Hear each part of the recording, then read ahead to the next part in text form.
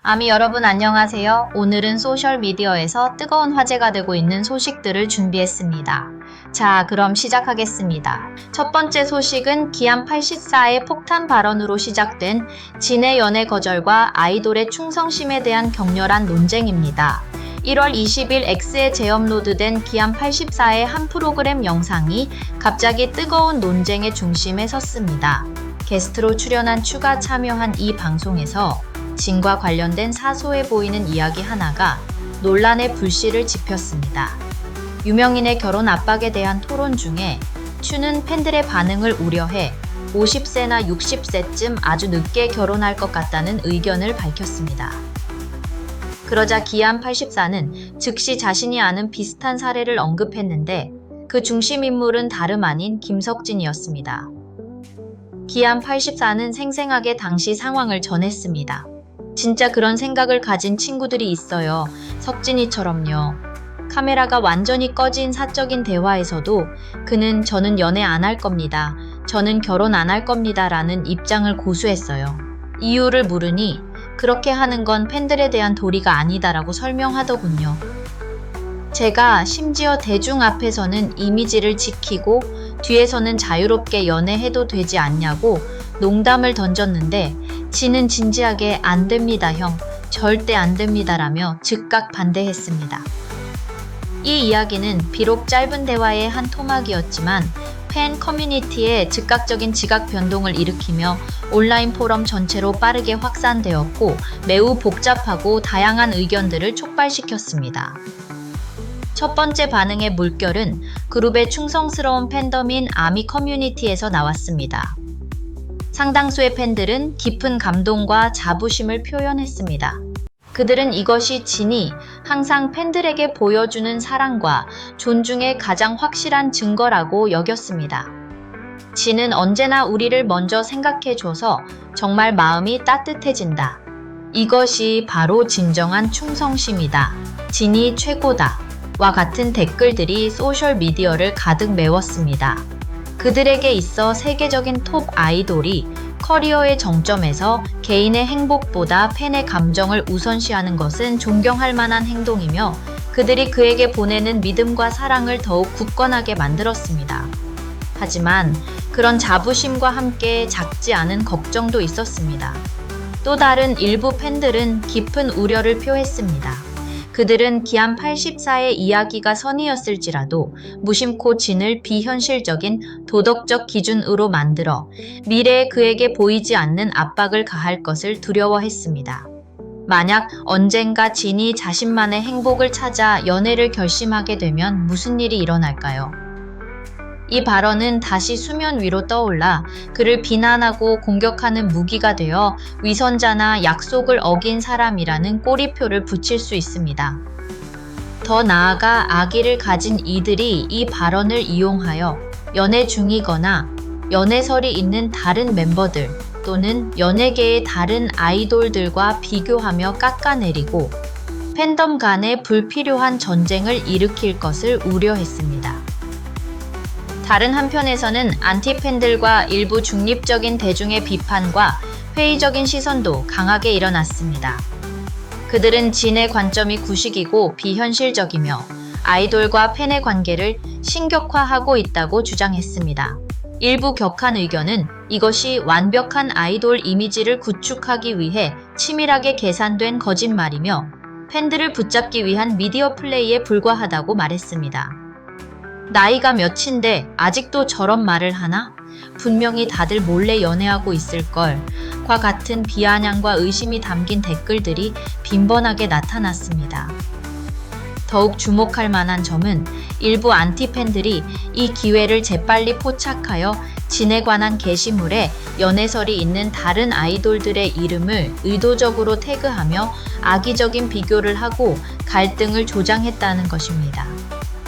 논쟁은 이야기의 진위 여부를 분석하는 데까지 깊어졌습니다. 많은 사람들은 이것이 진이 직접 한 말이 아니라 기안84를 통해 전해진 이야기일 뿐이라고 주장했습니다.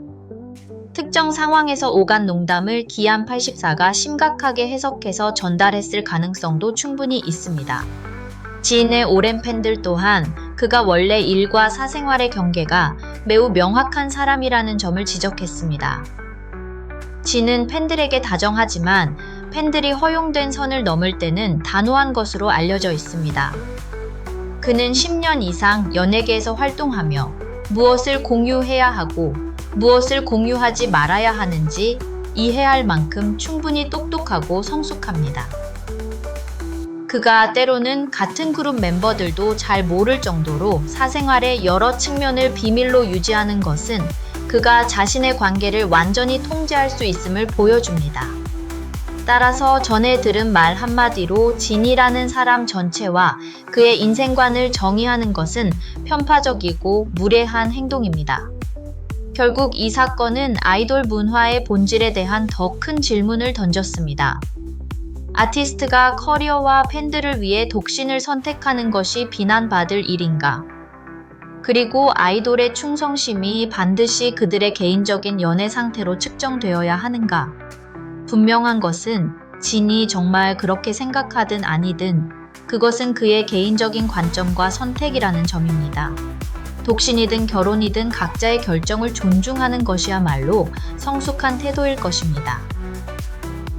기안 84의 말을 통해 전해진 진의 발언을 둘러싼 여론의 폭풍은 아마도 한동안 계속되겠지만 이는 그와 같은 유명인들이 매일 마주해야 하는 엄청난 압박과 샅샅이 파헤쳐지는 감시를 적나라하게 드러냈습니다. 다음 소식은 비효과입니다. 이름 하나만으로 비즈니스 지도를 새로 그리고 10억 인구 시장을 뒤흔든 사례입니다. 경제 분야에서 또 다른 충격적인 사건으로 뷔의 상업적 영향력이 반박할 수 없는 수치로 다시 한번 증명되었습니다.